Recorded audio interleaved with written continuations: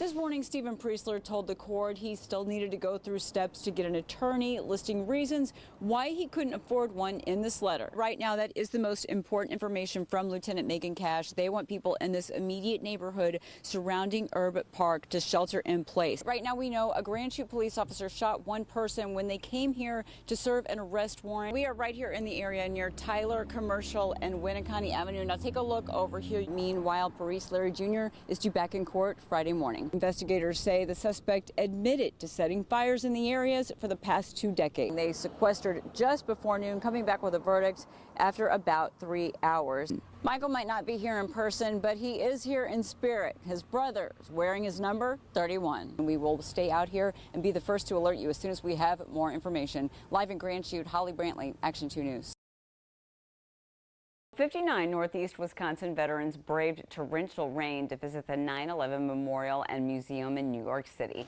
Meteorologists there say about a month's worth of rain fell in just over 3 hours. 2 Wisconsin men were arrested on multiple drug charges on Saturday night. A bittersweet homecoming last night in Florence. The Bobcats remain undefeated in a 36-32 win over Three Lakes Blue Jays. The team, school, and community honoring 16-year-old Michael Schulz. Schulz was trying to unjam a wood stacking machine at Florence Hardwoods when the conveyor belt he was standing on moved and he was pinned. All right, thanks, Bo. Well, the Green Bay Packers will take on the Atlanta Falcons today. The House and Senate have still not passed a spending bill to keep the government open, with under 24 hours left before funding runs out. Well, a consumer first alert about a new investment scam on TikTok. The 41st annual Oktoberfest will be kicking off in under an hour. This year's winner was the Dodge Correctional Team from Dodge County. The goal was to raise $150,000, and the organization says the very next honor flight will take veterans from the global war on terrorism to New York to see the 9/11 memorials.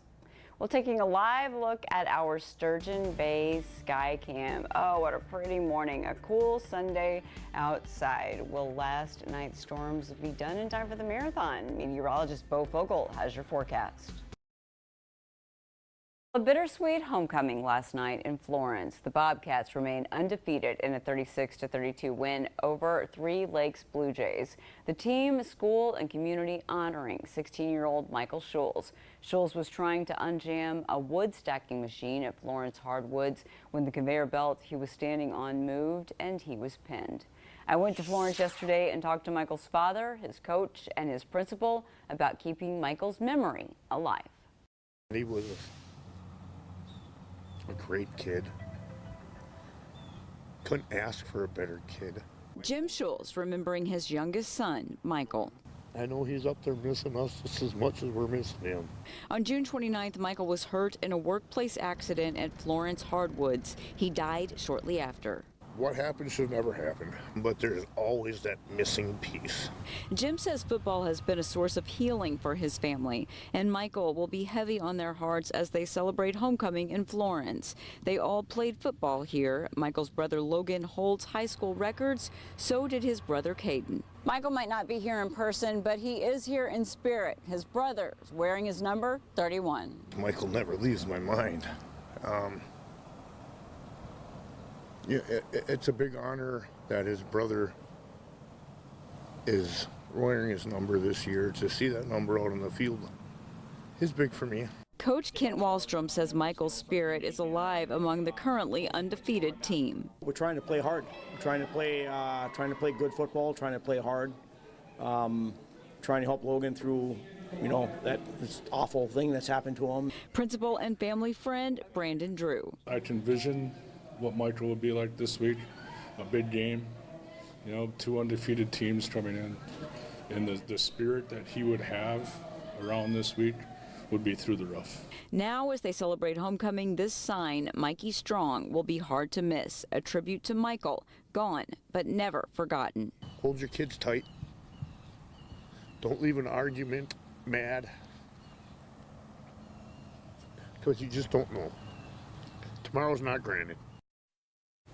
As we first alerted you, Florence Hardwoods was ordered to pay $200,000 in fines, take steps to comply with child labor laws after Michael's death. As for Michael's dad, Jim Schulz, he's back at work at Florence Hardwoods. She was the sweetest person in the world.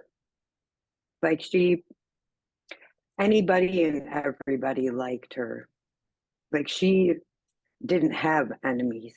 Nikki's ex says she can't believe it's been a month since her daughter was taken from her in the blink of an eye. I miss her. I miss her so much. I think about her all day, every day. Sometimes I got to put her out of my mind just so I can focus and not cry. Because every time I think about her, the one thing I think about is the fact that I'm never getting her back. She says she will never forget getting the call from one of Tatiana's sisters saying her baby girl was gone. Her older sister heard the shooting, went outside, literally found her younger sister laying there dead.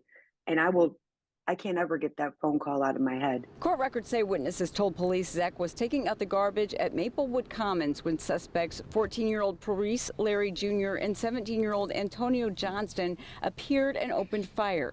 Larry Jr. turned himself in. Police still haven't caught up with Johnston. He needs to turn himself in, and you need to pay the consequences for the actions that you decided to do. You decided to be a big boy and play with guns. Now it's time for you to deal with the consequences for that. And no more running, because I cannot live the rest of my life with you out there running. Ricky Zek is Tatiana's grandfather. He drives by Maplewood Commons every day. He says he'd give anything to see his granddaughter again. It's sickening.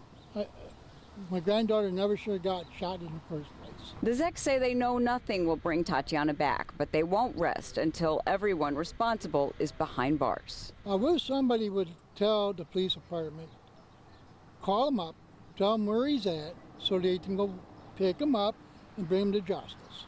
Tatiana did not deserve what happened to her. And she wasn't the target, but it happened because bullets don't have names on them.